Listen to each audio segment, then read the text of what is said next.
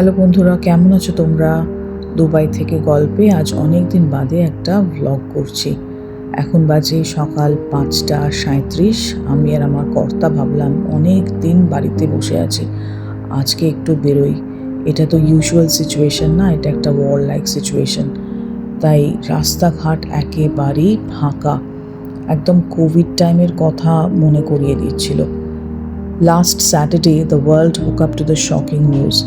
Iran, Israel আর ইউএসের মধ্যে যে ওয়ারটা চলছে সেটা গ্র্যাজুয়ালি মিডল ইস্টের অনেক জায়গায় টেনশন ক্রিয়েট করে দিয়েছে।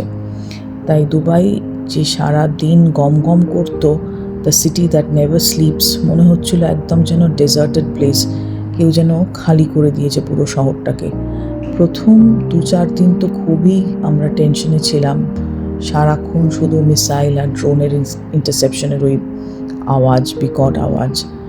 এখন মনে হচ্ছে যেন খানিকটা ধারতস্ত হয়ে গেছি, কিন্তু ওই যে বললাম 1 সপ্তাহ ধরে একেবারেই বাড়িতে বন্দি, কোথাও যেতে পারিনি। তাই আজকে বেরোনোটা আমাদের জন্য খুব খুব দরকার ছিল।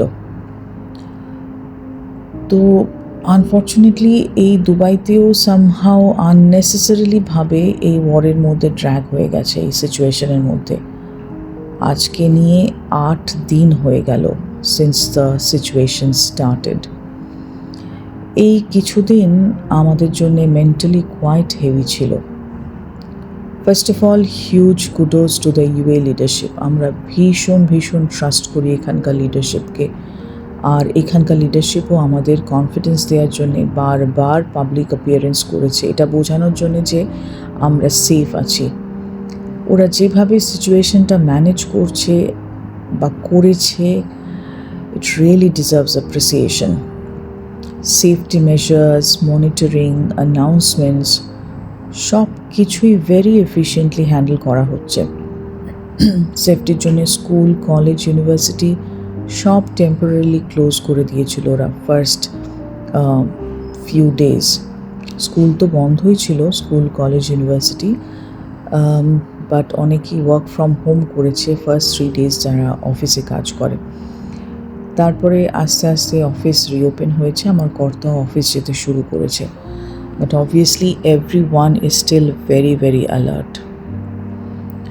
এই কিছু রাত আমরা শুনেছি কন্টিনিউয়াস মিসাইল আর ড্রোনের ইন্টারসেপশনের বিকট আওয়াজ।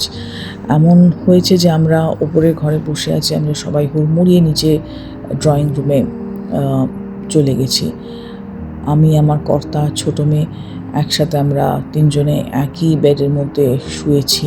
এত ভয় লেগেছিল, অনেস্টলি বলতে গেলে এটা জীবনে কখনো দেখবো বা এক্সপিরিয়েন্স করবো একেবারেই ভাবিনি। নিউজে দেখেছি অনেক ওয়ার, বাট যখন নিজের আকাশের উপর দিয়ে ইন্টারসেপশন হয় তখন ফিলিংটা completely different. But thank God আমরা এখনও সেফ আছি। Authorities constantly monitoring everything and ensuring people stay protected.